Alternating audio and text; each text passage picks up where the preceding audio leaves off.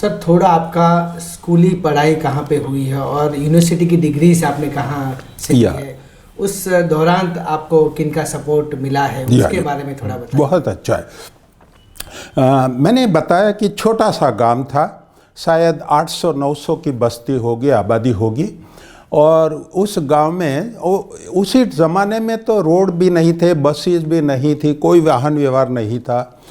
6-7 kilometre चल के जाते थे। तब हमारे नज़दीक का शहर है पाटन, वो अभी तो डिस्ट्रिक्ट बना है, उस टाइम डिस्ट्रिक्ट नहीं था। तो उसी ज़माने में गांव में तो 5वीं कक्षा तक की स्कूली पढ़ाई थी, 5 के आगे कुछ था नहीं। और मैं 5वीं जब पास कर दिया तो बहुत बड़ा सवाल हुआ कि अब आगे की पढ़ाई कैसे करें। तो पाटन में हॉस्टल थी, दूसरे गांवों में हॉस्टल थी, मगर हॉस्टल में फीस भरने का उस वक्त में इंतज़ाम नहीं था, माँ को तो समझ नहीं थी, तो और कोई ऐसा गाइड करने वाला भी नहीं था। तो माँ ने हिम्मत की कि माँ का एक भाई था छोटा, बाबू भाई, वो मेरा गांव था मैसाना, और मेरा मामा का घर था मैसाना से थोड़ा आगे। कौन सा गांव था? तो वो झोटाना गांव में मेरे मामा स्कूल में पढ़ाई कराते थे, संस्कृत के टीचर थे।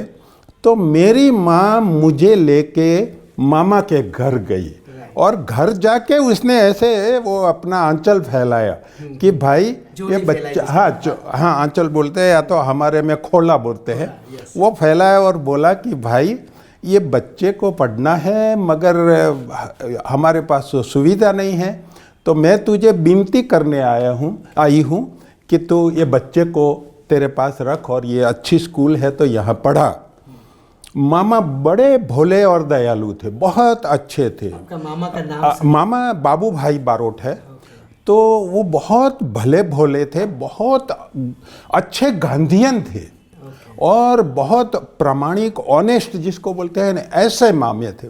और उनका जीवन से मुझे बहुत प्रेरणा मिली कि वो एकदम ऑनेस्ट लाइफ जीते थे और उसका बड़ा मान सम्मान था, बड़े धार्मिक थे और वो संस्कृत पढ़ाते थे, तो बहुत धार्मिक थे, उनके विचार उच्च थे।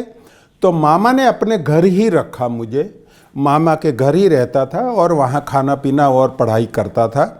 तो मेरी शुरुआत कैसे पता नहीं है, वो कुदरत ने कुछ मदद की ऐसी लगता है। और मेरी माँ की ये बिगिनिंग या तो इनिशिएटिव जिसको बोलते हैं कि पहल हुई, और माँ ने बोला कि बेटे को मामा पढ़ाएगा, तो मामा ने रखा, मुझे पढ़ाया। तो और वो स्कूल उसी ज़माने में बहुत अच्छी स्कूल मानी जाती थी। वहाँ उस गांव के जो ट्रस्टी लोग थे ना, बहुत समृद्ध थे, बहुत पैसे वाले थे और अच्छी तरह से स्कूल चलती थी, तो उसका बड़ा नाम था। तो मुझे बहुत अच्छे टीचर्स से पढ़ना मिला। और दूसरा एक इम्पोर्टेंट बात मैं बताऊं कि उसी ज़माने में गांधी विचार का, गांधी जीवन शैली का बहुत बड़ा महत्व था। तो वो पूरी स्कूल और ज़्यादातर जो टीचर्स लोग थे, हमारे शिक्षक साहब, वो सब खादी पहनते थे। और हमको जो हमारे बोलते हैं न कि रचनात्मक कार्य, जैसे कि रेंटिया काटना और वो सब उद्यम करना, खेती का छोटा मोटा काम स्कूल में बच्चों को कराना। गांधी लहर थी। हाँ, गांधी बहुत अच्छी लहर थी, तो हमको उसका फायदा मिला। हम गांधी विचार से ही जीना सीखे और स्वाश्रयी जीवन सीखे, अपना सब काम हमको करना पड़ता था। तो वो स्कूल के अंदर शौचालय भी साफ बच्चों को करना पड़ता था, सफाई भी स्कूल के बच्चे लोग करते थे, और वो काटना बुनना वो सब भी सिखाते थे। तो एक अच्छी शुरुआत मिली। मेरा सौभाग्य रहा कि मैं उस स्कूल में गया ताकि मुझे कुछ बहुत अच्छी बातें सीखने मिली थी वहाँ। तो ये ऐसे मेरी शुरुआत हुई स्कूली जीवन की। सर, आप पेशे से एनवायरमेंटल साइंटिस्ट रहे हैं और आपकी जो स्टडी है उसमें थ्रू आउट आपने टॉप किया है, तो आपकी यूनिवर्सिटीज़ की स्टडीज़ के बारे में थोड़ा बताएं। बहुत अच्छी बात है। मैंने बताया कि स्कूल में बहुत अच्छी पढ़ाई हो रही थी। उसी ज़माने में हमारा ओल्ड एसएससी था, उसी टाइम पर ये 10+2+ यूनिवर्सिटी नहीं था। तो एसएससी के बाद में 4 साल कॉलेज के होते थे। स्कूल की पढ़ाई अच्छी हुई मेरी, मैं टॉपर भी था और हमेशा फर्स्ट क्लास आता था। और अच्छे दोस्त जो स्टूडेंट थे उसमें से अच्छे अच्छे जो ब्रिलियंट स्टूडेंट थे उनके साथ दोस्ती भी रहती थी। इसीलिए स्कूल का पढ़ाई बहुत अच्छा हुआ, मामा का गाइडेंस भी रहा। और फिर भाई मेरे थे, मेरे से 3 बड़े भाई हैं।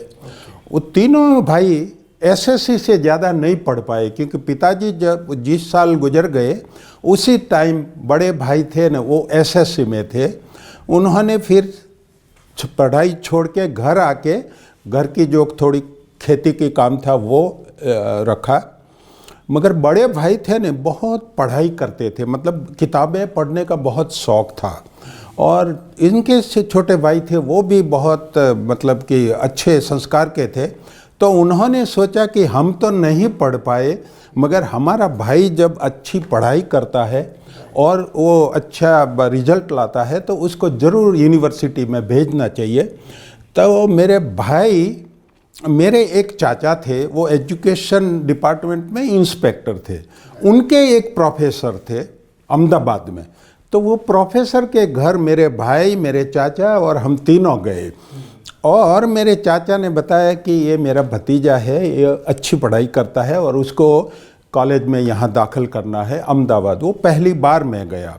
और उसी ज़माने की क्या बात करें, हम मेरे पास पहनने का पैंट नहीं था अच्छा, तो मैं वो जो लहंगा आता है ना ट्राउज़र, वो ट्राउज़र पहन के गया था। और स्कूल कॉलेज में भी जाता था तो बच्चे हंसते थे, करिए कैसा आदमी है, वो लहंगा पहन के आता है।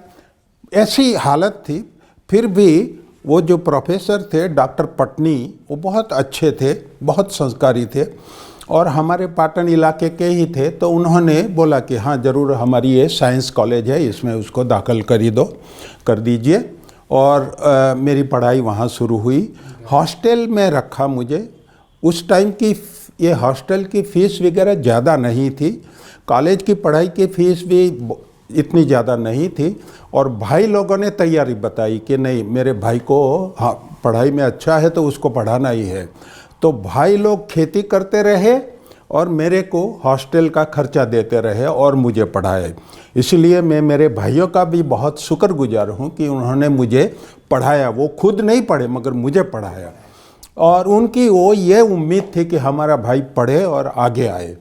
तो एक बार भाई बोलते थे कि देखो भाई, हम पढ़े लिखे ज़्यादा है नहीं, यूनिवर्सिटी का तो हमें कोई अनुभव नहीं है, इसलिए हम तुमको गाइड नहीं कर सकते हैं।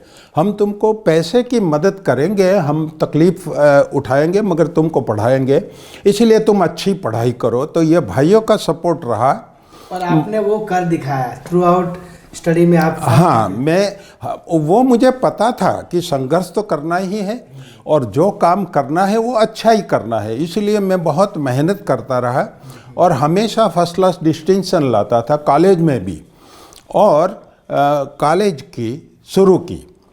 फिर निजी बात ऐसी है कि मेरा बहुत दिमाग था कि चलो अमेरिका जाके पढ़ाई करेंगे। अमेरिका जाके पढ़ाई करने का इरादा रखा, घर में बात की तो माँ ने बोल दिया नहीं नहीं नहीं। उसी टाइम पर वो लोग, गांव के लोग ऐसा ही सोचते थे कि विदेश जाते हैं तो बच्चे बिगड़ जाते हैं, वो सब विदेशी संस्कार आते हैं। तो माँ ने बोला कि एक शर्त पे तुमको जाने दूंगी, शादी करके जाओ। तो छोटी उम्र में शादी करा ली माँ ने। हाँ, at age of 22 I was married. या कॉलेज का जस्ट फिनिश हुआ और मुझे ग्रेजुएशन हुआ, तब माँ ने बोला कि भाई शादी कर लो। ग्रेजुएशन का रिजल्ट भी नहीं आया था और शादी हो गई। तो शादी की और ग्रेजुएशन में बहुत अच्छा मेरे रिजल्ट था। तो उसी ज़माने की, देखिए आजकल एम्प्लॉयमेंट का प्रॉब्लम है, उसी ज़माने में मेरा एम्प्लॉयमेंट एक्सचेंज वालों ने, वो लोग कंपनी वाले नाम मंगवाते हैं कि भाई you recommend the names of candidate. तो एक साथ मेरे 3 इंटरव्यू आए, एक साथ 3 इंटरव्यू। कैसे आए? एक फर्टिलाइजर कंपनी है बड़ौदा, उसमें आया।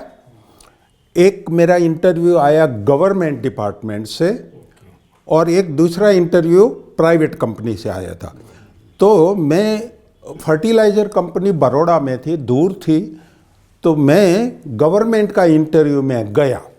अब देखिए हालात कि गवर्नमेंट इंटरव्यू में जो मेरा इंटरव्यू लेने साहब बैठे थे, 2-3 साहब, उन्होंने मुझे जाते ही क्या बोला, अरे भाई तुम्हारा रिजल्ट देखते हैं, तुम्हारा वो रिकॉर्ड बहुत अच्छा है, तो तुम्हारा इंटरव्यू लेने की कोई ज़रूरत नहीं है, तुम इतना बताओ कि ये 3 जगह खाली है, कहाँ आपको जाना है। क्या बात है। हाँ, तो उन्होंने बताया कि भाई देखो, एक केवड़िया अभी नया शुरू हो रहा है, जो सरदार डैम बना है ना, वो शुरू ही नहीं हुआ था, उसी टाइम बोले कि वहाँ एक ज़रूरत है, और दूसरी 2-3 जगह दूर की थी। तो मैंने बोला कि सर नहीं, मुझे एक भी जगह नहीं जाना है, क्योंकि ये बहुत दूर है मेरे से, और मेरा गांव तो ये नॉर्थ गुजरात में है, तो मैं जाना पसंद नहीं करूँगा।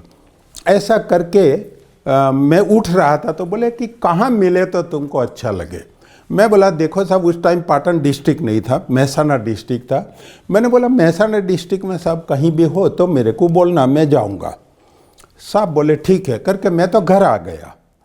घर आने के बाद मेरा ऑर्डर आया कि तुमको महसाना में पोस्टिंग देते हैं। देखो, पढ़ाई में अच्छा रिजल्ट लाने का ये फ़ायदा है।